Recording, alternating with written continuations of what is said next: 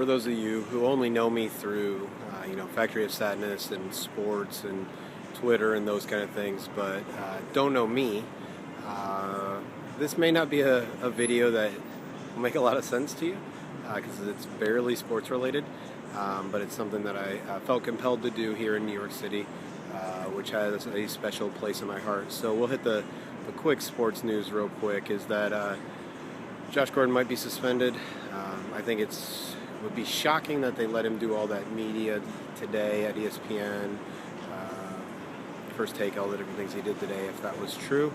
They also haven't drafted a wide receiver that I know of, haven't looked at the last of the third round. Actually left a little bit early to do this video. So, and really it was because thinking about what is important, and so, sports is a distraction. Mike Polk Jr. often talked about in his little funny Factory of Sadness speech that the sports are supposed to distract us from the real world. But for me, New York always brings me back to two real things. The first is somewhat funny and not at the same time. It's that there's a lot of people in this world. There are people everywhere here. Everybody walking, everybody going fast, everybody kind of doing what they got to do, focus on themselves, and trying to keep their head down and go where they need to go. And the other is revolving around 9/11 in the World Trade Center. I was actually in college in my undergrad when that happened, and a month or so later, after it, I actually came here with a bunch of people, and just to help in any way we could.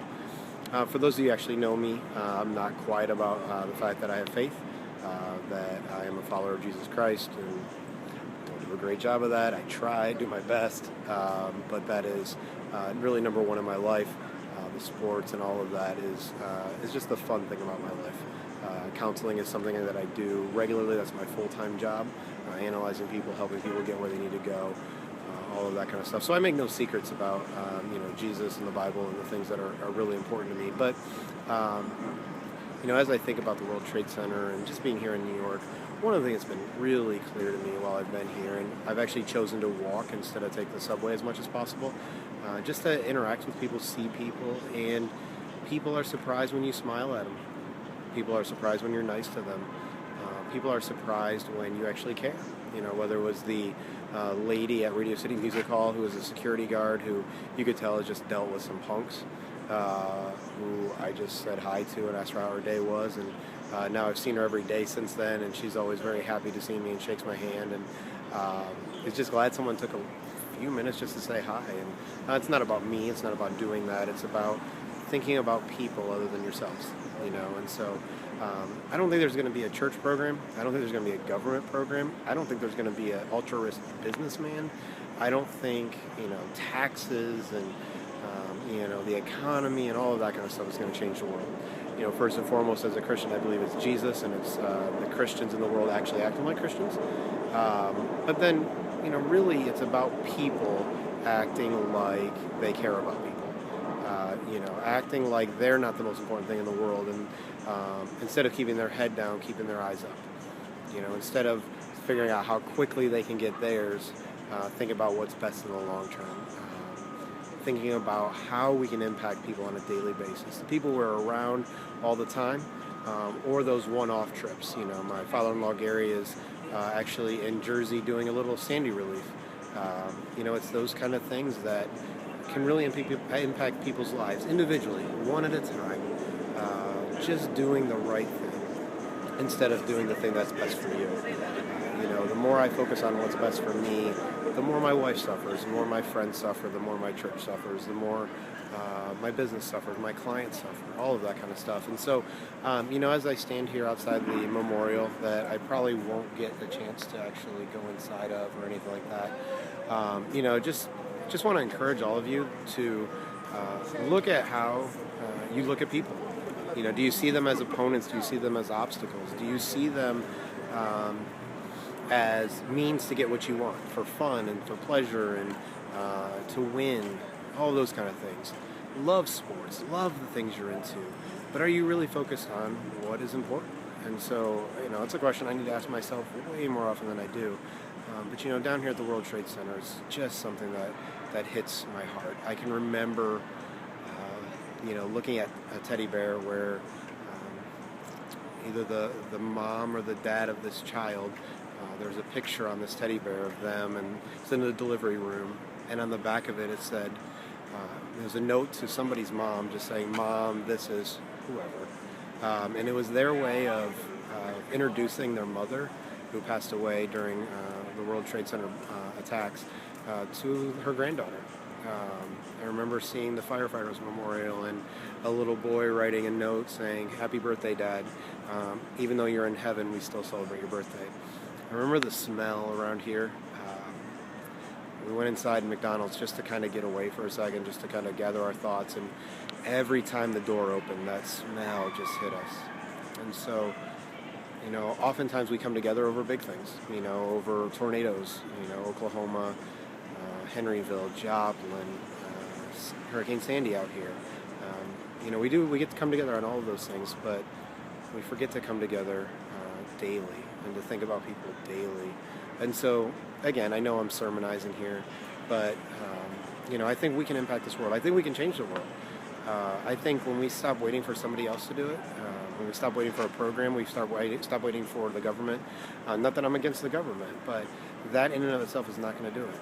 It's people. It's you. It's me. It's us. It's focused on everybody around us. If we focus on just winning. So I got cut off there. But I'm not going to try to fix it. I'll just upload 2 videos. Maybe I'll try to fix it. But, in the end, I really want to encourage everybody.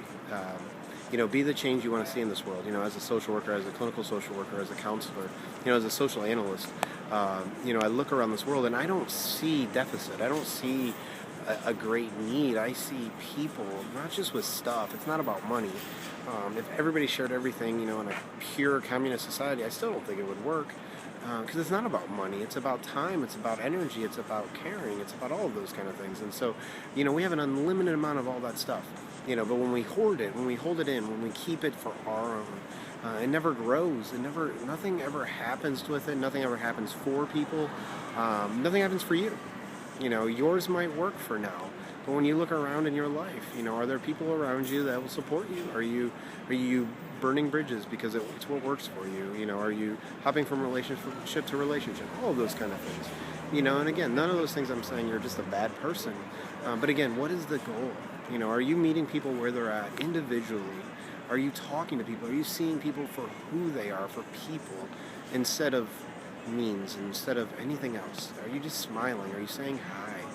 Are you not wrapped up in your own junk? Am I not wrapped up in my own junk?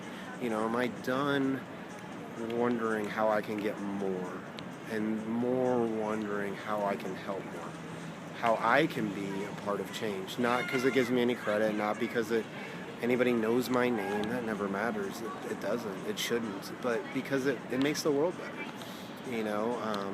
The guy who almost ran me over on a bike, and I smiled and said, "That's okay," he looked relieved. I didn't do anything. I just didn't get mad at him, but he's just so used to people getting mad because someone got in their way. Someone didn't turn when they wanted them to turn, or didn't stop when they wanted them to stop, or didn't go when they wanted them to go. All the things that are outside of our control, we focus so much energy on them. So I'm here tonight in New York City. I'm going to stop focusing my energy on the fact that the Browns haven't drafted a wide receiver. We need somebody to catch the ball because I can't control that. I'm going to enjoy all the positives of it. As Factory of Sadness, we're looking to change the narrative. Instead of making fun of and mocking Cleveland, we want to create sadness for those who oppose us in the fun things, in sports. But besides that, look around you. Keep your eyes open. Smile. Look for opportunities, not barriers. Look for chances to really do something, even if it's just one at a time. But it's through relationships that those things are going to happen. And so hopefully my relationship with you, whether it's personal or through sports, can be something that can help. I look forward to whatever feedback, good or bad, and I expect it from this video. I'm not going to post it on the actual website, but it'll go up on Twitter and Facebook and those kind of things. And so whatever feedback you have, that's fine. And again, please don't hear me judging anybody. I'm terrible. I need to get better. And I want to get better, and I want to be a part of a movement of people, a movement of a generation that says it's not good enough. It's not good enough just to focus on myself and just to focus on what I want, and my truth is all that matters. I want to be focused on the generation that says, how can I serve? And so for you Christians and for those of us that follow Christ, looking at Jesus and how he walked around looking for people, looking at people, reaching out to them. That he didn't call them to do something besides follow him, and so and for those of you that are non-Christians, I encourage you, ask questions. I'll be honest and open. It can be to anybody, but we've probably done a poor job of representing Jesus.